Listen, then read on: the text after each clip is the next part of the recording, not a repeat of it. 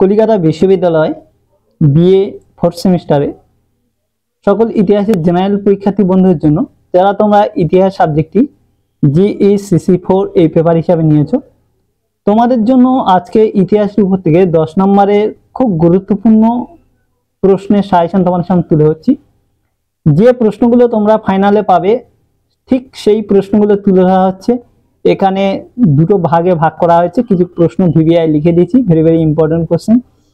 এই প্রশ্নগুলোকে তোমাদের খুব ভালো করে করতে হবে, আর বাকি কিছু সাপোর্টিং কোশ্চেন দেওয়া হয়েছে যেগুলো করলেও তোমরা খুব উপকার পাবে। যদি কোশ্চেন বা প্রশ্ন খুব কঠিন হওয়ার সম্ভাবনা থাকে তাহলে কিন্তু তোমরা সেকেন্ড চয়েস থেকে পেয়ে যাবে।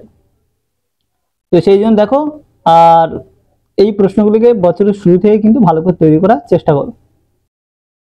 এবারে প্রশ্ন দেখো 10 নম্বরে, একের দাগে 1857 সালে মহাবিদ্রোহের গুরুত্বপূর্ণ কারণগুলি লেখো।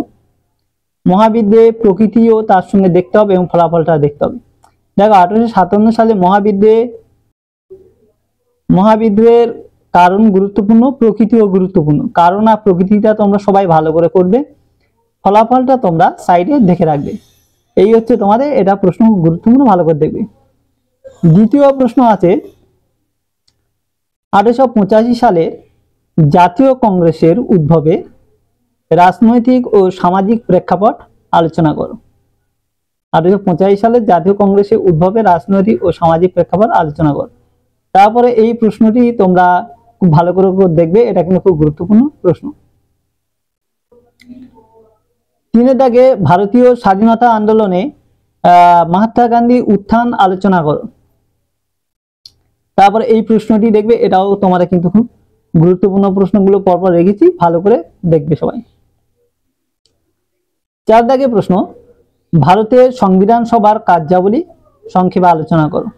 তারপর এই প্রশ্নটি তোমরা সবাই ভালো করে দেখবে, এটাও তোমাদের খুব গুরুত্বপূর্ণ প্রশ্ন।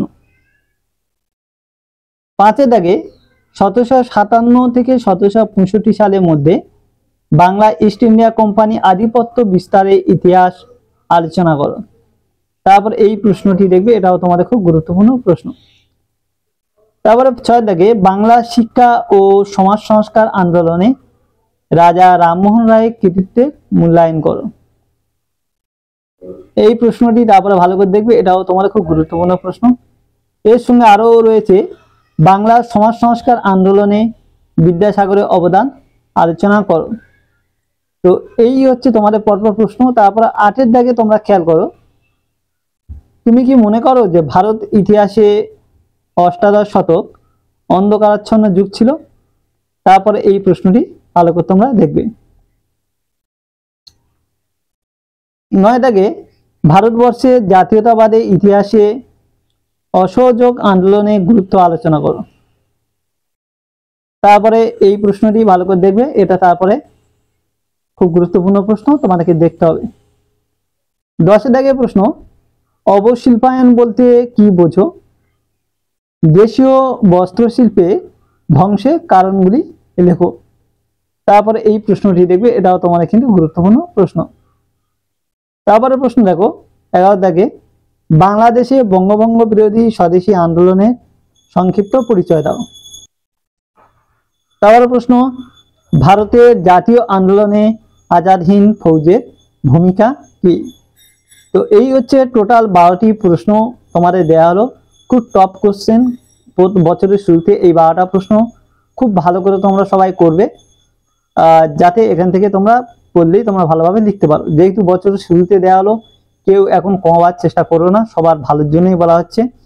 এই 12টা প্রশ্ন টার্গেট নিয়ে তোমরা প্রত্যেকে বছরের শুরু থেকে পড়ো, তাহলে কিন্তু অবশ্যই তোমরা ভালো রেজাল্ট করতে পারবে।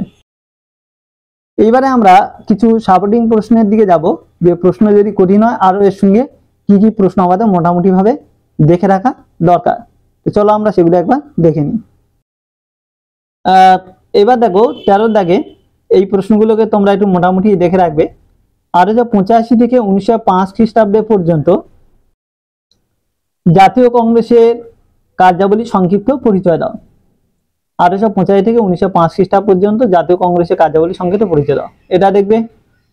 14 দাগে আইন অমান্য আন্দোলনের সংক্ষিপ্ত পরিচয় দাও। তারপর এই প্রশ্নটি দেখবে। 15 দাগে 1942 খ্রিস্টাব্দে ভারত ছাড়ো আন্দোলনের কারণ বা পটভূমি আলোচনা করো। তার সঙ্গে ভারত ছাড়ো আন্দোলনে তাৎপর্যটা দেখে রাখবে। 16 দাগে প্রশ্ন, ক্রিপস মিশন কেন ভারতবর্ষে এসেছিল?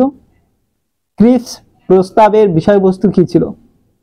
তারপর এই প্রশ্নটি ভালো করে তোমরা দেখে রাখবে। 17 দাগে প্রশ্ন, আলিগড় আন্দোলন শুরু হয়েছিল, আলিগড় আন্দোলন কেন শুরু হয়েছিল, কারণ। আর এই আন্দোলনে স্যার সৈয়দ আহমদ খানের ভূমিকা আলোচনা করো। তারপর প্রশ্ন, 1946 খ্রিস্টাব্দে নৌবিদ্রোহের সংক্ষিপ্ত পরিচয় দাও। নৌবিদ্রোহ কিন্তু যথেষ্ট গুরুত্বপূর্ণ টপিক, ভালো করে সবাই দেখে রাখবে, কারণ এটা বড় দিতে পারে, টিকা স্বরূপ কিন্তু দিয়ে দিতে পারে। আর তারপরে আছে তোমাদের লাস্ট প্রশ্ন, ভারতের সংবিধানের প্রধান বৈশিষ্ট্যগুলি সংক্ষেপ লেখো। এটা টিকার দিক থেকেও গুরুত্বপূর্ণ, বড় প্রশ্নের দিক থেকেও গুরুত্বপূর্ণ প্রশ্ন, তবে দুটো টিকার দিক থেকে সবচেয়ে বেশি গুরুত্বপূর্ণ। তো এই হচ্ছে তোমাদের প্রশ্ন, এই প্রশ্নগুলো ভালো করে করো, আশা করছি তোমরা এখান থেকে সমস্ত কিছু কমন পেয়ে যাবে এবং তোমরা যথেষ্ট ভালো রেজাল্ট করতে পারবে। তো আজকে এই ভিডিও তাহলে বন্ধুরা এখানে শেষ করলাম, পরবর্তী ভিডিওতে আবার দেখা হবে। সবাই ভালো থেকো, সুস্থ থেকো এবং ভালো করে পড়াশোনা করো।